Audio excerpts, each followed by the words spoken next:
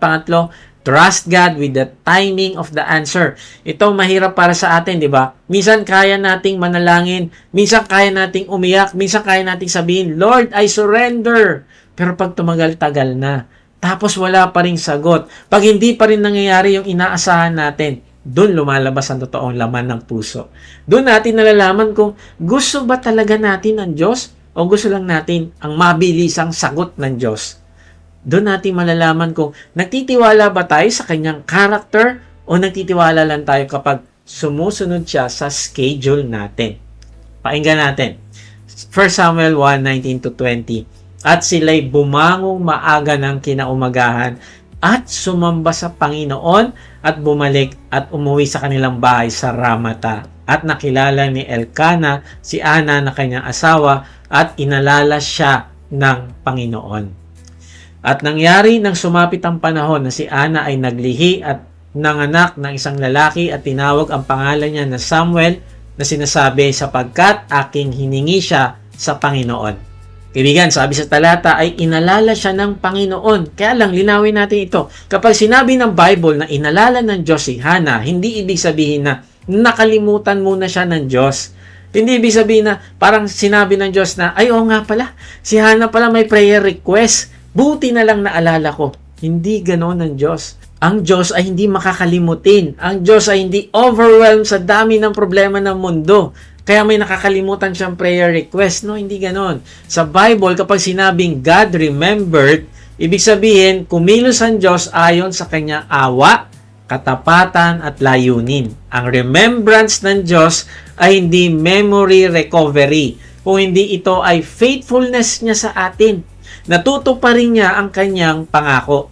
At pansinin din natin ang isa pang sinabi, nang sumapit ang panahon. Hindi sinabi kaagad-agad, hindi sinabi kinabukasan buntis na. Hindi, pagkatapos mag-amen, instant answer?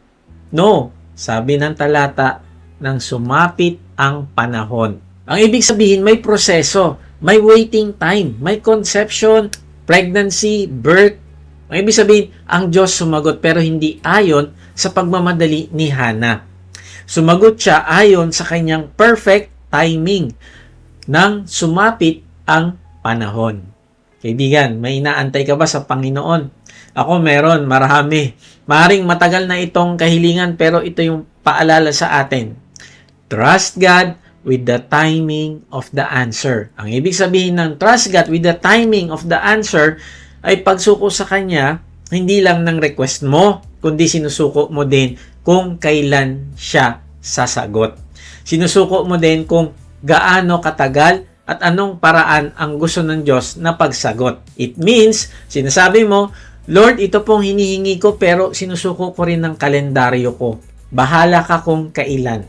Lord, sinusuko ko ang deadline ko. Sinusuko ko ang mga pressures ko. Sinusuko ko ang paraan na gusto kong mangyari. Ikaw ang Diyos, hindi ako. Kuya Mike, ibig ba sabihin kapag naghintay lang ako, ibibigay din ni Lord eksakto yung hinihingi ko gaya ni Hana? Hindi. Kailangan natin maging biblically honest. Hindi lahat ng prayer ay sasagutin ng Diyos sa eksaktong paraan na gusto natin. Hindi lahat ng mga may sakit ay gagaling agad sa mundong ito. Hindi lahat ng mag-asawa nagpe-pray para magkaroon ng baby ay magkakaanak. Hindi lahat ng financial problem mawawala overnight. Hindi lahat ng relationship maibabalik sa gusto nating paraan. Pero ito yung pangako ng Diyos. God is faithful. God remembers, God hears, God works.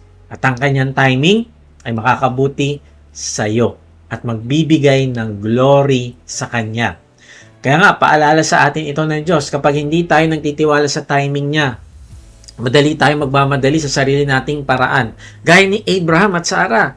Noong sinubukan nilang madaliin na magkaanak sa pamamagitan ni Hagar, ay sa halip na makagawa ng solusyon, nagdala pa nga ito na sugat sa kanila. Kapag hindi tayo nagtitiwala sa timing ng Diyos, nagiging controlling tayo. Pinipilit natin ang tao, minamanipulate natin ang sitwasyon, nagsisinungaling tayo para mapabilis ang resulta. Nagko-compromise tayo sa business, sa relationship, sa ministry, At minsan dahil hindi dumating ang sagot sa schedule natin, nagtatampo tayo kay Lord at unti-unting lumalayo. Tama ba? Pero dahil mahal tayo ng Diyos, tinatawag niya tayo mag-repent sa pagmamadali, sa pagkontrol, sa unbelief, at sa pagtrato sa Kanya na parang sinasabi natin na siya ang susunod sa deadline natin. Pero kung magtitiwala ka sa timing niya, ay ikaw pa din ang mapapabuti, kaibigan. Tingnan mo si Hana, ang hiniling niya ay lalaking anak. Pero ang ibinigay sa kanya ay hindi lang lalaking anak, kundi isang propeta, si Samuel. Ang sagot ng Diyos ay mas malaki kaysa sa hinihiling niya. Hindi lang siya baby ni Hana, siya ay magiging prophet, judge, servant of God, gagamitin ng Diyos sa Israel at magiging bahagi ng malaking kwento ng paghahanda sa lahi ni David na kung saan darating ang Mesaya, ang Panginoong Yesus. Grabe, no? Na-realize ko, may pagkakataon na nagtatampo pa pala ako kay Lord kasi yung hinihiling ko hindi niya binigay. Pero pagkatapos ng ilang panahon, may binigay siya mas mabuti at mas maganda. At marirealize ko, wow, kaya pala hindi niya binigay kasi may ibibigay siyang mas makakabuti sa akin. Tapos may patampo-tampo pa ako kay Lord. Pero na-realize ko na kung ito ang binili ko, naku, baka pinagsisihan ko din. Kung ito pala yung binigay ni Lord, naku, baka pinagsisihan ko. Kung nag-shortcut ako at nag-compromise, baka napahamak lang ako. Kaya minsan ang timing ng Diyos, matagal, hindi dahil ayaw kanyang sagutin, kundi dahil mas malaki ang ginagawa niya kaysa sa nakikita mo. Maaring humihiling ka ng kaginhawahan, pero hinahanda ka pala niya sa isang purpose na hindi mo pa nakikita. Maaring nag-aantay ka ng provision, pero binabago niya pala ang puso mo na maging dependent sa Kanya bago Kanya sagutin. Maaring humiling ka ng opportunity kay Lord, pero inaayos muna ng Diyos ang iyong character.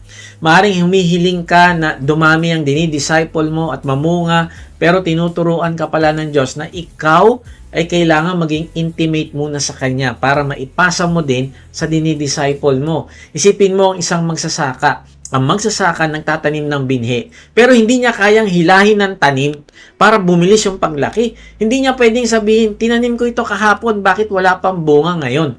No, ang trabaho ng magsasaka ay magtanim, magdilig, magbantay, maglinis ng damo at magtiwala sa panahon.